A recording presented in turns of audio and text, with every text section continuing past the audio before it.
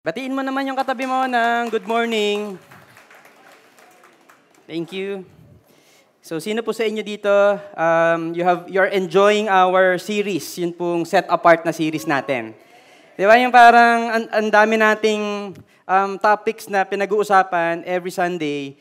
And yet, I think this is one of the most important series that we have because we want to understand that we are set apart from the world and set apart for God. And so as we start the preaching of the word, can I invite every one of us to please stand up?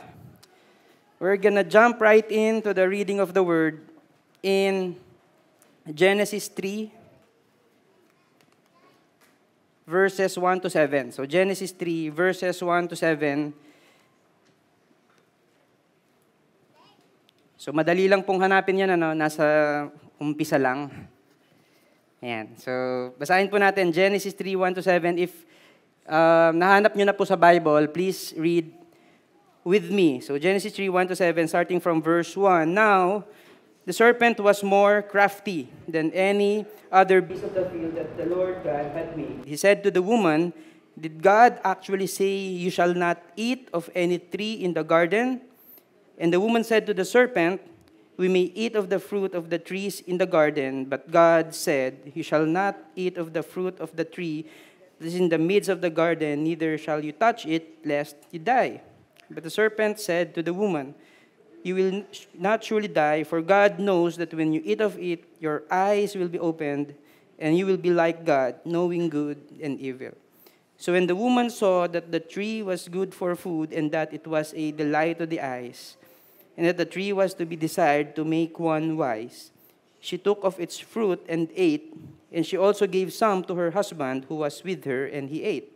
And then the eyes of both were opened, and they knew that they were naked, and they sewed fig leaves together and made themselves loincloths." So let's pray. Lord, as we continue, Lord, yung topic namin about set apart, I pray, Lord, that we're gonna be aware that we can drift away from being set apart as we, if we choose to do so. I pray, Lord, that at the same time, we're gonna understand that it was you who who brought us back to your original design and purpose for us. So help us, Lord, to understand your word today and the grace which you have made available for us. Thank you, Lord, in Jesus' name. Amen. So before we take our seats, please go around, okay? Find someone na hindi nyo pa po kakilala and ask that person of this question. What do you most enjoy at the beach? Ayan. So meron po ba dito ang hindi pa nakakapunta ng dagat? Ayan. So, or ano po yung gusto ninyong i-enjoy sa beach? Okay po ba? So madali lang yung question, di ba? Ano yung na-enjoy nyo sa beach? Ano po yung gusto nyong i-experience sa beach? Please go ahead and ask someone around you, okay?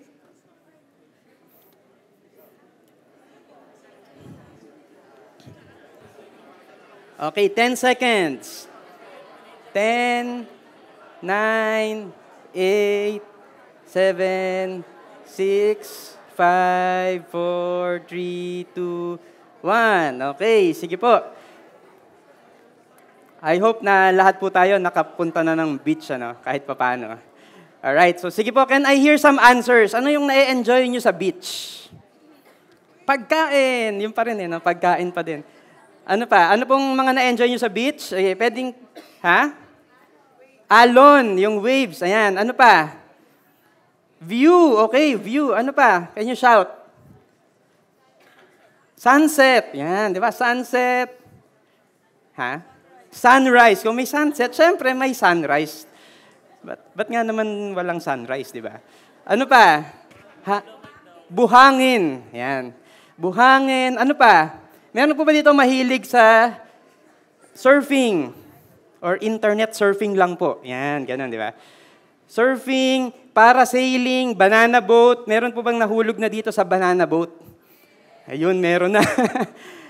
And alam niyo po sa beach, di ba, ang dami nating pwedeng gawin. Tama, marami po tayong mga activities that we can do sa beach. Some of us enjoy just being on the beach, swimming, Nandun ka lang sa sand, nagbubuo ka ng kung ano-ano, sand castle, sandman. May ganun ba? May snowman kasi eh. So, sandman. Or, ganito, mahilig ka sa mga medyo extreme na activities, surfing, parasailing, scuba diving, etc. So, we like to go to the beach. Di ba? Nagpaplano po tayo to go to the beach, especially pagka summer. So, last January 2, January 2, kinasal po si Jade. Okay, so we were there sa beach kasi beach wedding and we really enjoyed. Okay? But how many of you would agree with me na no matter how much we enjoy, no matter how beautiful the beach is, kapag ka hindi ka careful, you can drift away from the shore doon sa abot mo and you can go far doon sa part na malalim na at hindi mo abot at pwede kang malunod. Tama po ba? Would you agree with me? If you're not careful. As we talk about our topic for today, set apart, ito po yung I want to tell us sa simula. God created man to be set apart for Him. Which means na kinreate po tayo ni Lord in His image. Okay? So si Lord is holy, and God created us in His image, pero hindi lang po yon, He has given us a purpose. Natatandaan niyo po ba? There is a purpose na binigay sa tao. Okay, di ba? Ano po yung sinabi ni Lord? Rule over the creation, rule over the fish and the birds and all the living creatures in the ground. So, meron pong purpose si Lord. So, ano po yung gusto niya essentially is what I want to tell you is that si Lord, kinreate niya tayo in His image for us to represent Him sa creation. And yet, man drifted away from holiness, just like what we read sa Genesis 3. Nag-drift away po siya, nag-drift away po yung tao sa image, sa holiness, sa purpose na binigay sa kanya ni Lord. Tama po ba? Ayan. And yun pong drifting away, it's a picture na hindi po siya abrupt. Diba? Iba po yung abrupt, yun pong ibig sabihin ng drifting away, parang unti-unti. Slowly, tinatangay ka, and probably hindi mo napapansin, para kang nasa dagat na pagka hindi ka careful, pwedeng malayo ka na pala from the shore. Okay? Because drifting away from holiness is a process. Drifting away from holiness is a process. Ibig sabihin, it takes time. It takes time. And hindi ko po ito sinasabi for us to be careless. Ay, it takes time naman pala yung drifting away from holiness eh. Sige, gagawa muna ako ng kalokohan.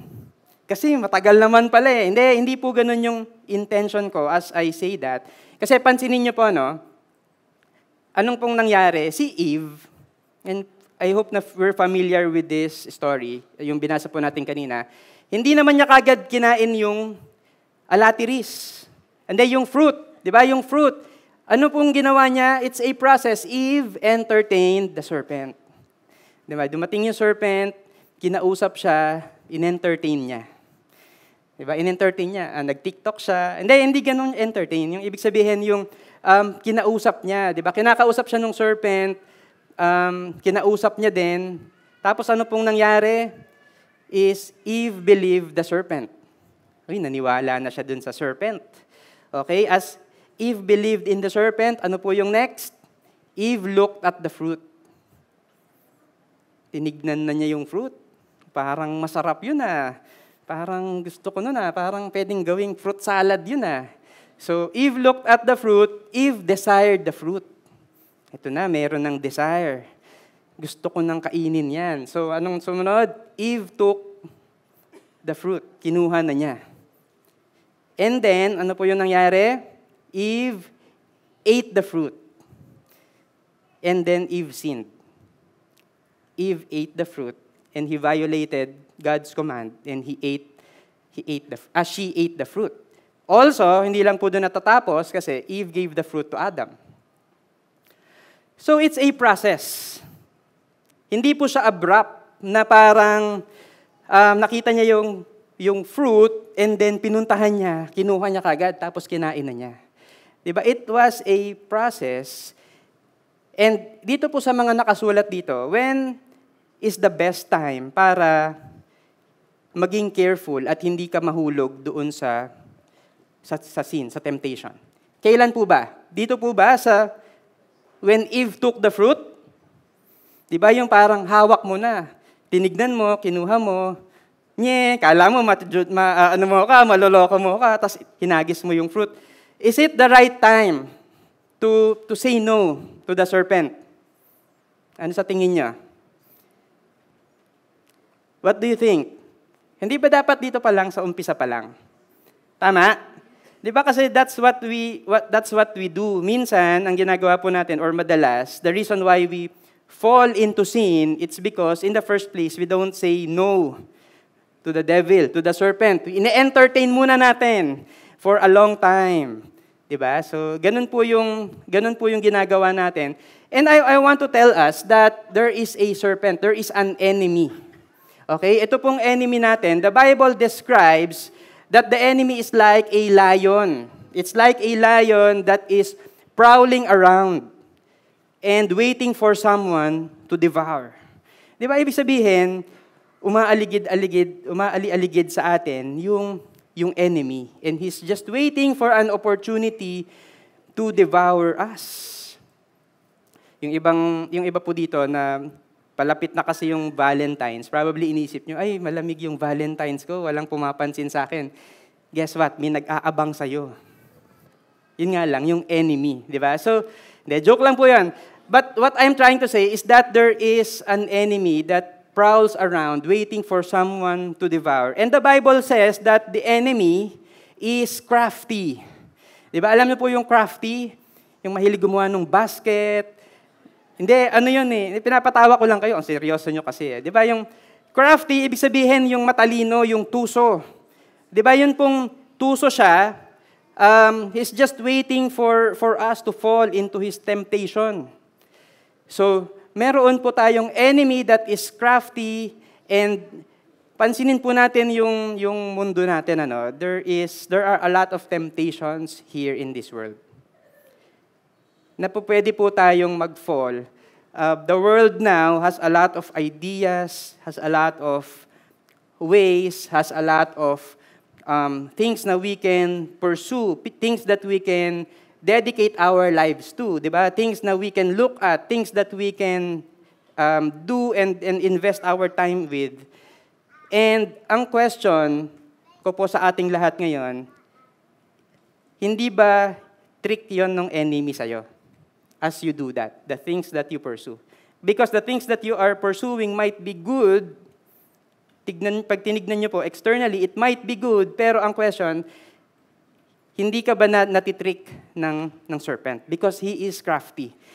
And so, ano po yung nangyari kapag ka po hindi tayo careful, kapag ka po hindi tayo aware that there is a serpent, there is an enemy that is prowling around like a roaring lion, diba? Waiting for someone to devour.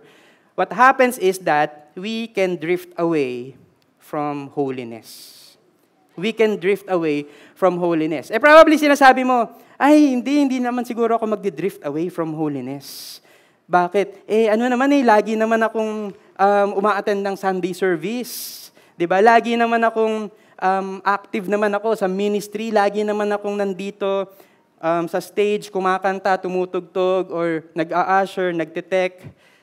But the Bible says, sabi po sa Bible in 1 Corinthians 10, so if you think you are standing firm, be careful that you don't fall. If you think that you are strong, if you think that you are standing firm, be careful that you don't drift away from God's design of holiness to you. Wag po tayong mayabang.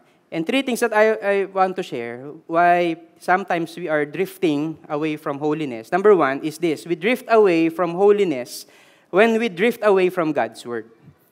We drift away from God's holiness when we drift away from God's word. Ngayon, tignan po natin yung original na sinabi ni Lord kay Adam, Genesis 2, ito po yung original na sinabi, no? Ito po yung command ni God kay Adam. And the Lord commanded the man, saying, "You may surely eat of every tree of the garden, but of the tree of the knowledge of good and evil you shall not eat, for in the day that you eat of it, you shall surely die." So this is the original command. Tignan po natin kung ano yung ginawa ng enemy, ng serpent. How the serpent has tricked si Adam saka si Eve to eating the fruit. Okay? Ang ginawa po niya, the enemy questions God's word. Kino-question nung enemy yung word ni God. Now, the serpent was more crafty than any other beast of the field that the Lord God had made. He said to the woman, ano po yung sinabi niya? Did God actually say, "You shall not eat of any tree in the garden"?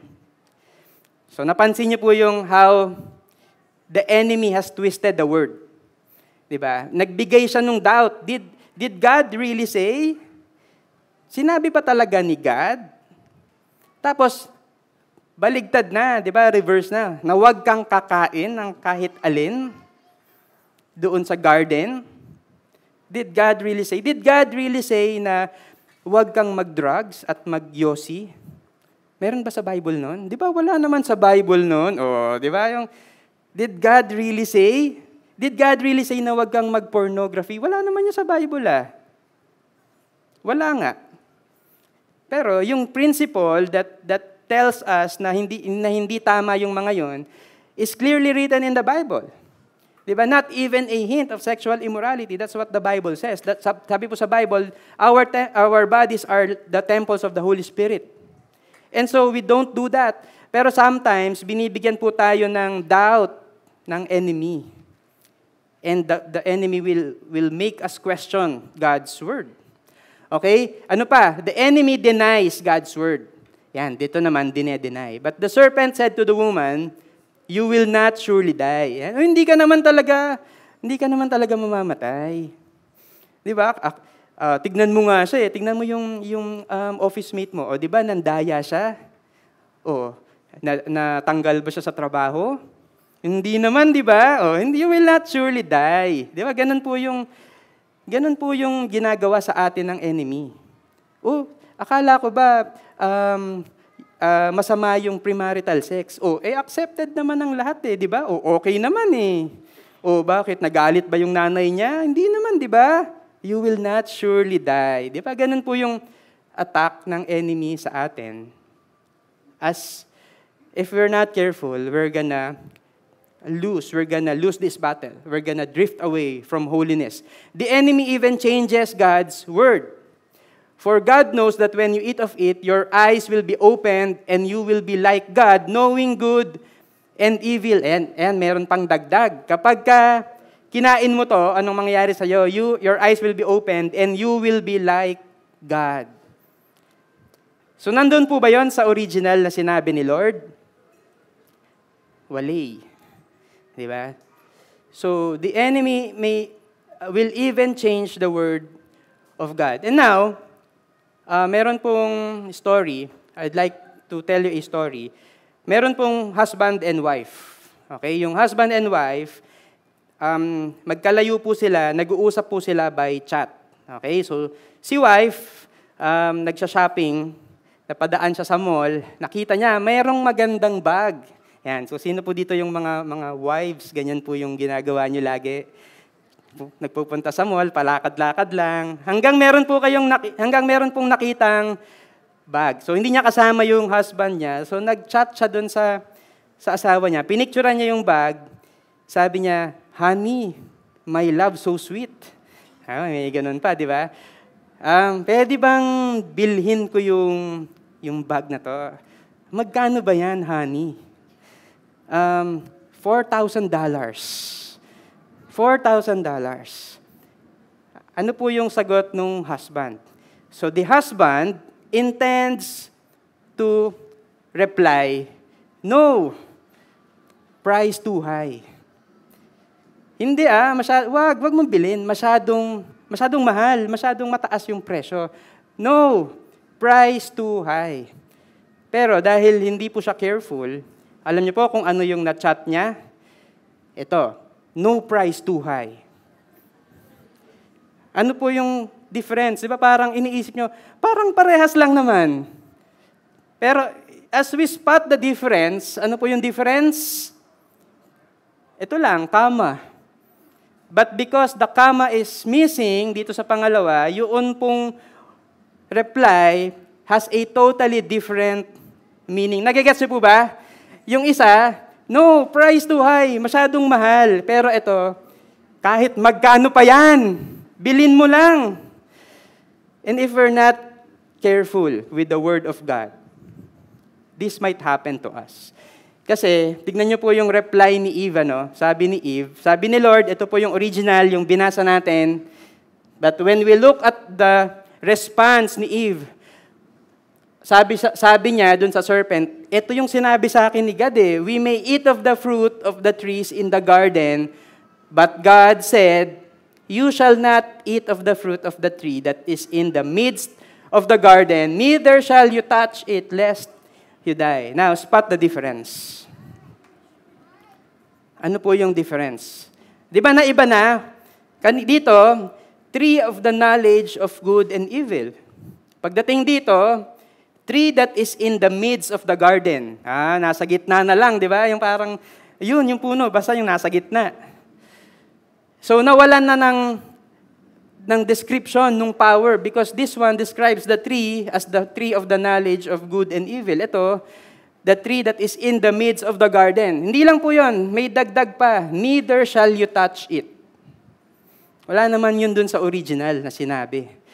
So, I want us to know, or I want us to understand that ang original na pinagbigyan ng kinausap ni Lord, dito po sa Genesis 2, is Adam. Si Adam yon, hindi pa kinecreate si Eve. So si Adam po talaga yung nakakaalam of what the word, of what God's command is. Pero kinuwento niya kay Eve, ngayon si Eve, medyo iba na ng konti yung alam niya. So ano po yung gusto kong sabihin sa atin? As your pastor, every week, we are listening to the Word of God, to the preaching. But don't be content in listening to us. Read the Word of God yourself. Diba? Make a commitment to devote yourself to reading and to studying and to meditating the Word of God yourself because we want to hear directly from the Lord. Tama po ba? Because kapag sinasabi ko lang, kinukwento ko lang, I might also be wrong. And so, go directly to the Bible. Okay po ba yan? Go directly to the Bible. Let's make it a commitment to not drift away from reading the Word of God because if we do so, ano po yung mangyayari? We might be drifting away from God's holiness. Okay po ba? Second is, we drift away from holiness when we drift away from God's purpose. Kapag hindi natin ginagawa yung purpose na binigay sa atin ni Lord. And so as we look at the next verse, so when the woman saw that the tree was good for food, and that it was a delight to the eyes, and that the tree was to be desired to make one wise, she took of its fruit and ate, and she also gave some to her husband who was with her. And he ate. Si husband, si Adam, who has been given the command, was with her. Sabi po sa Bible, katabi niya lang. Nandun lang. Ginawa ba ni Adam yung purpose, yung command sa kanya ni God? No. And that's why si Eve sinned. I remember ito pong story na to, si King David. How many of you are familiar with King David? King David, there was a time in his life that hari na siya nito, no? Kasi mahaba yung story ni King David in the Bible. So, nagsimula siya, hindi pa siya hari nun eh. And then, after many years, he is now the king, okay? Ano po yung nangyari? One day, nakita niya si Bathsheba na naliligo, di ba? Kaya nga Bathsheba eh, kasi she's taking a bath. Yan, so parang hindi niyo makalimutan. Si Bathsheba, she's taking a bath. Nakita ngayon ni David. Ano po yung sumunod na nangyari? in-stalk niya. In-stalk niya, hinanap niya sa Facebook. Ay hindi, wala pang Facebook noon. Pinahanap niya. Di ba yung parang, hanapin mo nga kung sino yung babae na yun. So nahanap, tapos nagkita sila, nagkaroon ng sexual relations, nabuntis si Bathsheba, ayaw ni David na mapahiya. Kasi syempre, hari siya tapos nakabuntis siya. So anong ginawa niya? Pinahanap niya pinatawag niya si Uriah, the husband of Bathsheba. Si Uriah is a soldier. Okay?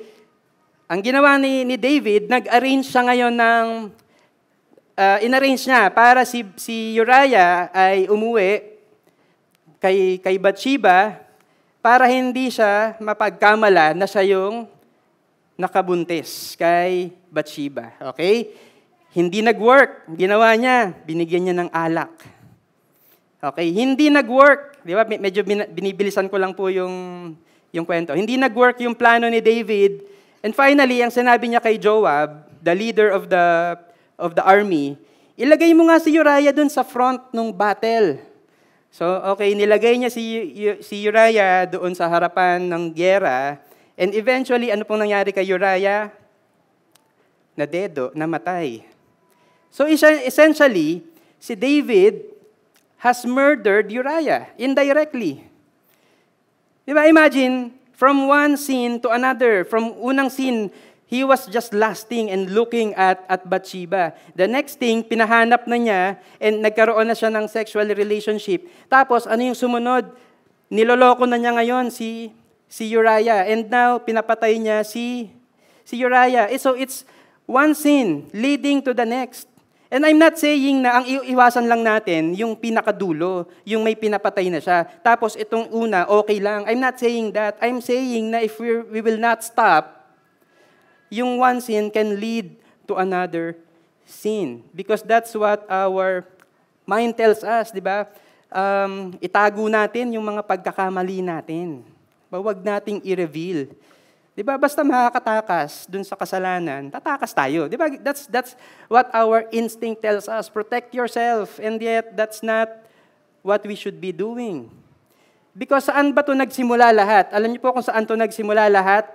Sa verse 1 ng 2 Samuel 11, in the spring of the year, the time when kings go out to battle, ito po yung time that the kings are supposed to be in the battle. Supposedly, nandun po si David. He is fighting with the army. So ano po yung ginawa ni David? David sent Joab and his servants with him and all Israel, and they ravaged the Ammonites and besieged Rabbah. But look at this sentence. But David remained at Jerusalem. Nagpaiwan si David, hindi niya ginawa yung purpose ni Lord para sa kanya. So nakita niyo po, when we don't do the purpose that God has given us, ano po yung nangyari? We fall into this sin and we fall into this temptation. Bakit? Kasi supposedly, ang nag-o-occupy ng isip mo, ng resources mo, ng attention mo, ng oras mo, ay yung purpose ni God para sa'yo.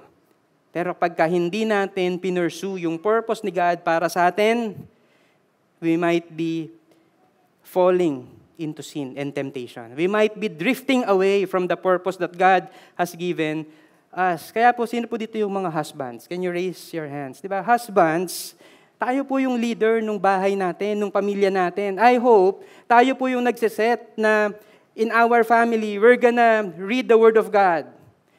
Importante po sa atin yung pag-attend ng victory group, pag-attend ng service. Sana hindi ikaw yung ginigising kasi ayaw mong umattend ng service.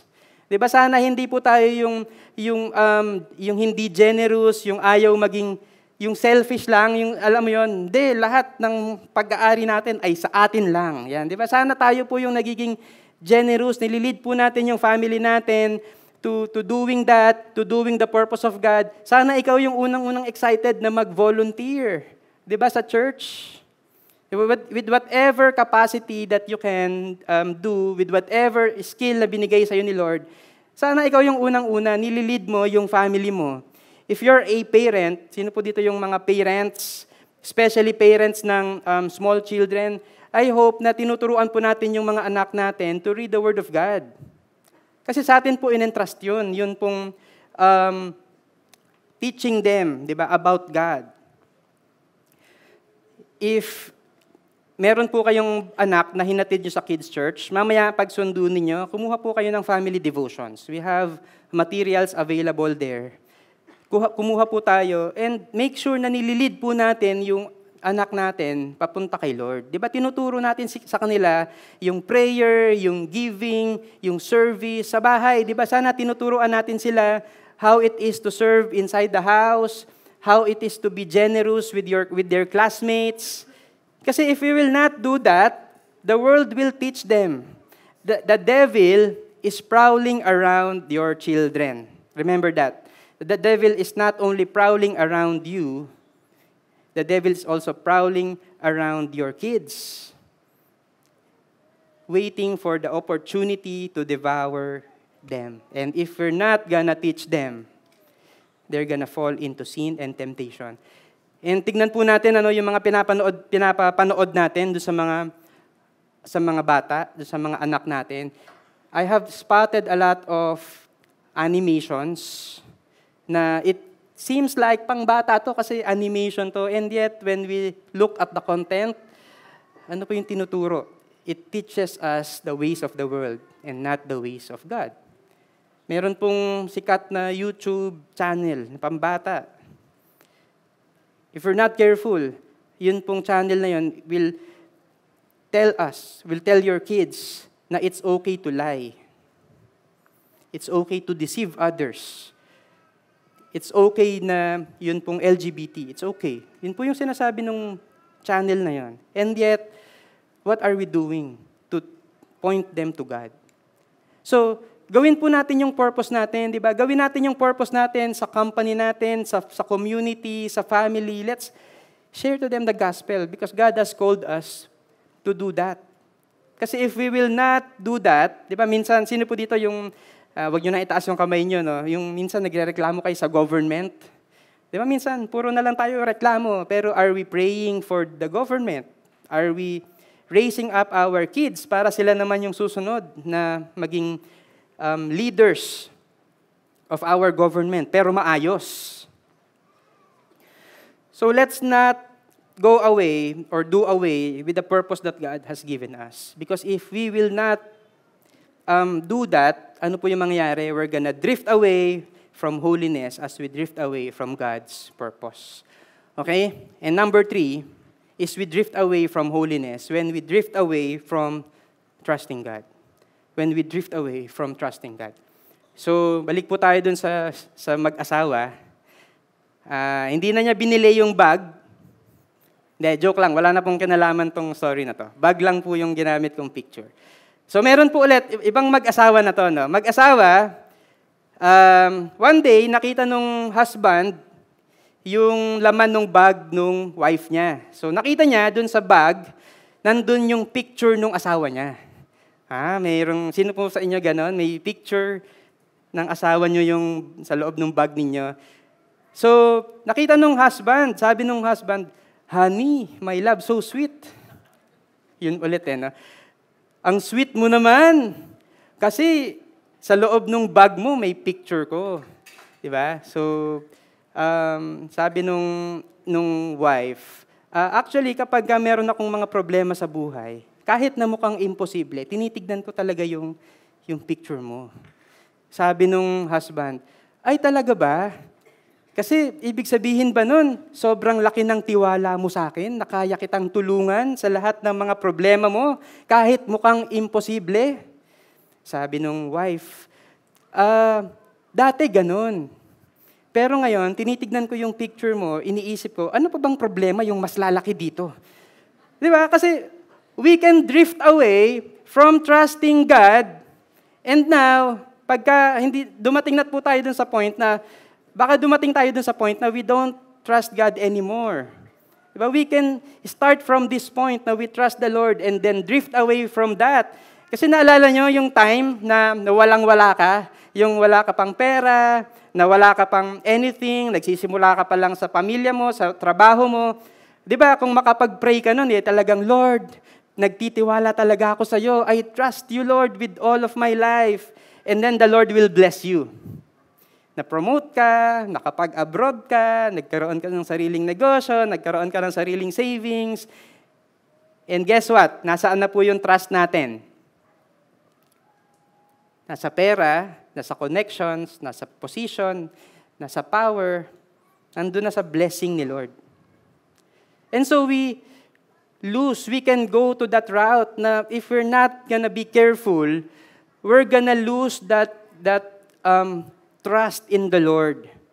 And we can now rely on our own understanding, on our own wisdom, on our own ability, and we don't want to do that. Because as we drift away from that complete trust in the Lord, then we can be drifting away from the holiness, from the image, from the purpose that God has given us. Okay? So ganun po yung nangyari kay Eve. So when the woman saw that the tree was good, and that it was a delight to the eyes, and that the tree was to be desired to make one wise, she took its fruit and ate. Galing po siya dun sa time, dun sa moment that she's not eating the fruit.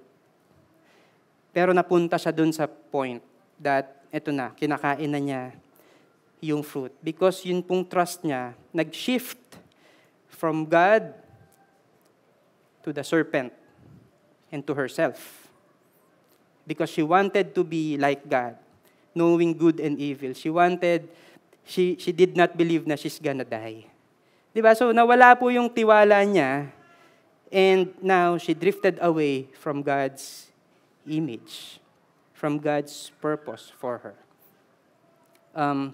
In 2 Corinthians 11, verse 3, but I am afraid that as the serpent deceived Eve by his cunning, your thoughts will be led astray from a sincere and pure devotion to Christ. And probably, nandun po tayo sa stage.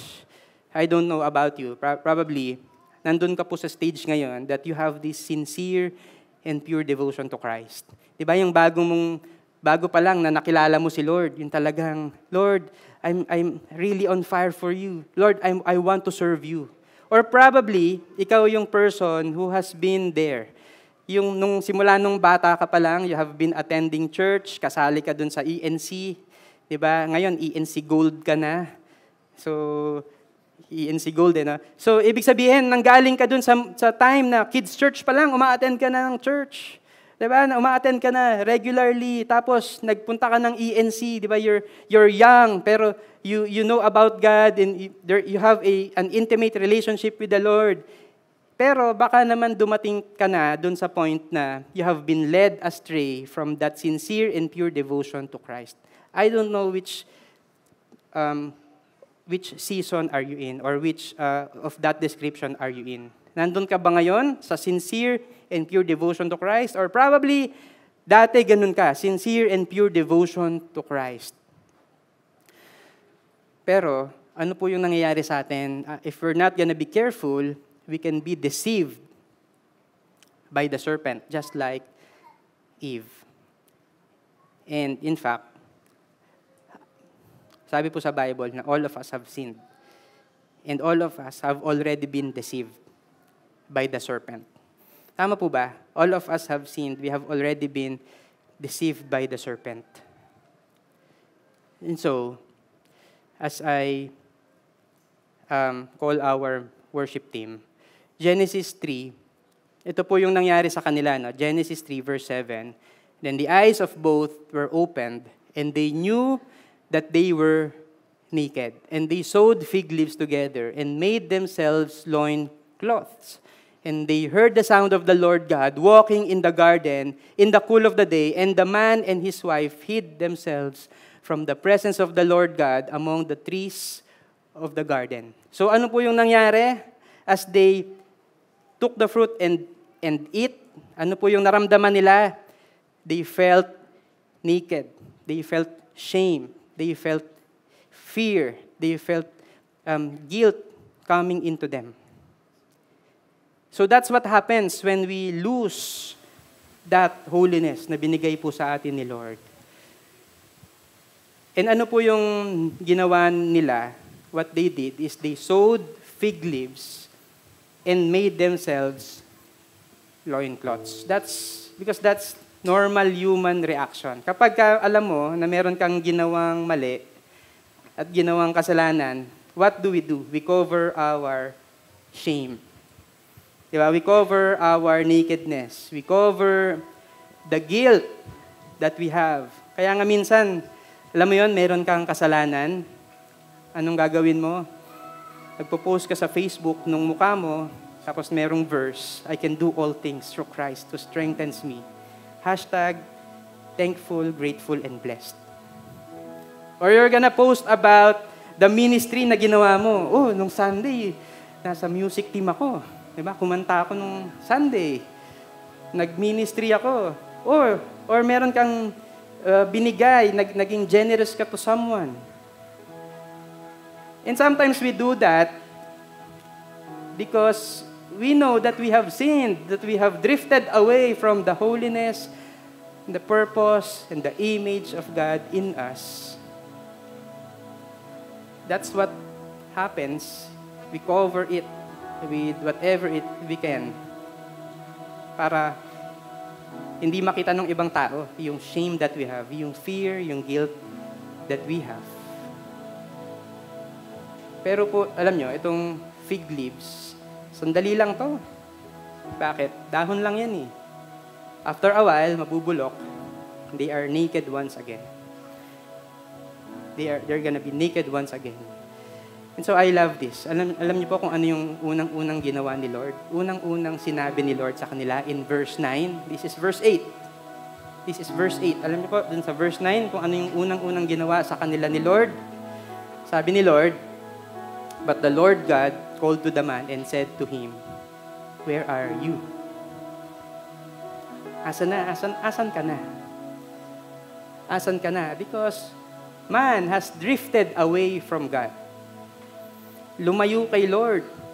Diba si Lord, the description says that and they heard the sound of the Lord walking in the garden in the cool of the day.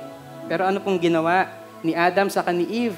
The man and his wife hid themselves from the presence of the Lord God. They drifted away from that moment, that time that they enjoy the presence of God, that they know that they need God, they drifted away from that.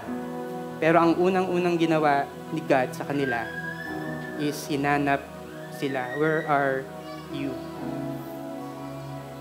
And I'm here to tell us that the Lord has the same word and question for all of us today. Kasi all of us have sinned. All of us have drifted away because of sin. We have drifted away from God. And yet, the question is, where are you? Where are you, Carol?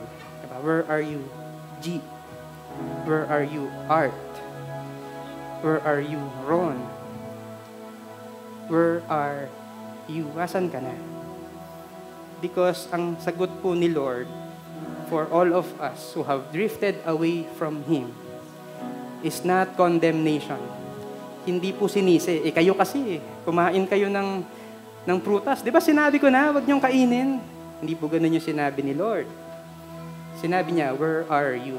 In verse 21, and the Lord God made for Adam and for his wife garments of skins and clothed them. There is, si God po yung gumawa ng paraan. God clothed them with garments of skins. Which means, meron pong animal na kailangang patayin para makloth sila ng garments made of animal skins. And this is a picture of Jesus Christ. So, ito po yung picture ni Jesus Christ. Look, we have all drifted away from the Lord because of our sinfulness. Because we drifted away from His word, from obeying His word, from trusting Him, from doing His purpose. We have drifted away from that. And yet, ano po yung ginawa ni Lord? The Lord sent His one and only Son for all of us. The Bible says that the Son of Man came to seek and to save the lost. He died for us, to seek us, all of us who have drifted away from God's holiness. Ang sagot po doon ay walang iba kung hindi si Jesus. And today, we're gonna take the communion.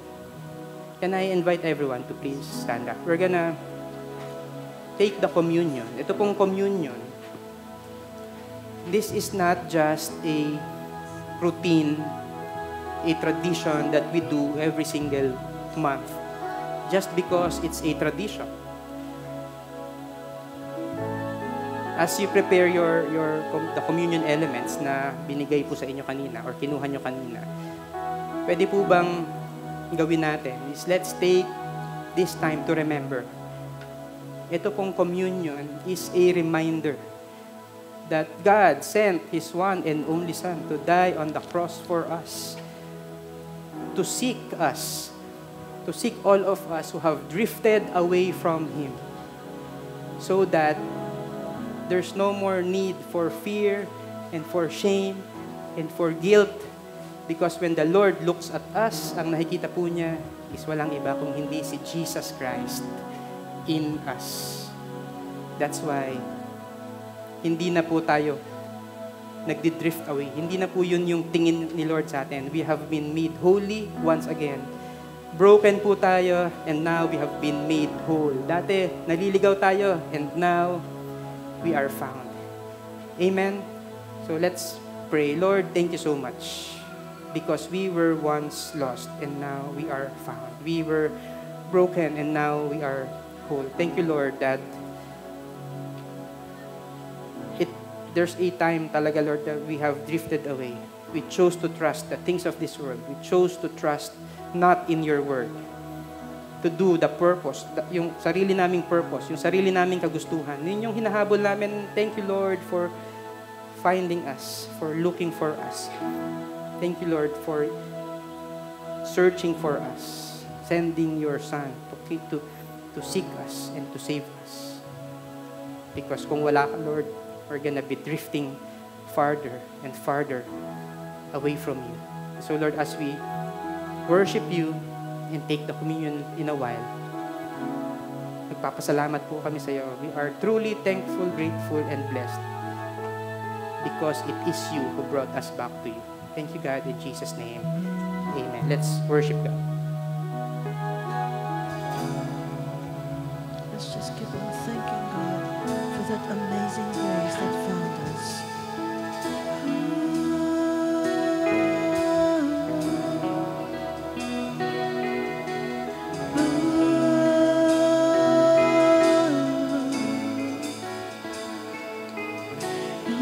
Amazing grace, how sweet the sound.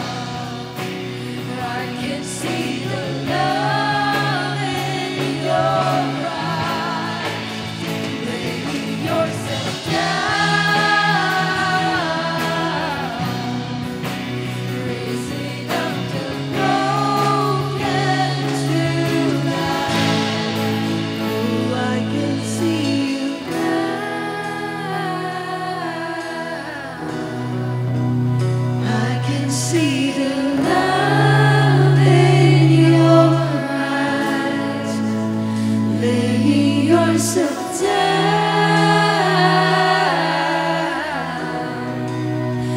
raising up the broken to life.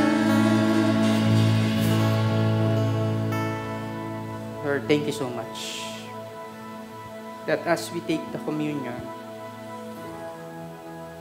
alala po namin, Lord, inaalala namin that the only answer to our drifting away from Him is none other than you. And hindi po yun naging madali, Lord. Kasi hindi ka lang naman physically nagpunta to look for us. You came here, took the form of a servant, and in your obedience to the Father, you laid down your life for us on the cross. Now, we are found. We were once blind and now we see. Thank you, God. Thank you, Lord, for the cross. You found us. Let me read from 1 Corinthians chapter 11, verse 23. For I received from the Lord what I also delivered to you. The Lord Jesus, on the night when He was betrayed, took bread, and when He had given thanks, He broke it and said, "This is my body which is for you. Do this in remembrance of me." In the same way also, He took the cup after supper, saying, "This cup is the new covenant in my blood. Do this as often as you drink it in remembrance of me. For as often as you eat this bread and drink the cup, you proclaim the Lord's death until He comes." Pwede pong hawakan natin yung ating bread, the body of Christ, broken for you, for all of us. Thanks be to God. Let's all partake of the bread.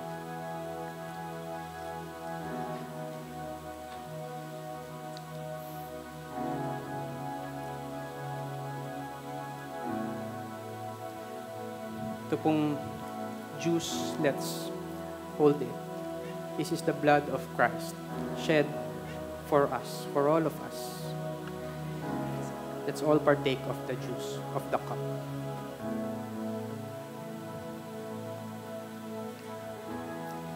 Thank you, God. I pray that it's not just gonna be during communion, that we will always remember yung ginawa mo for us. For all of us who have drifted away from you, we're gonna remember you every single moment, every single day of our lives. Because this is the most important thing that you have done for us. Thank you, God. In Jesus' name, amen, amen, and amen. Give praise to God. All right, thank you so much for joining us today.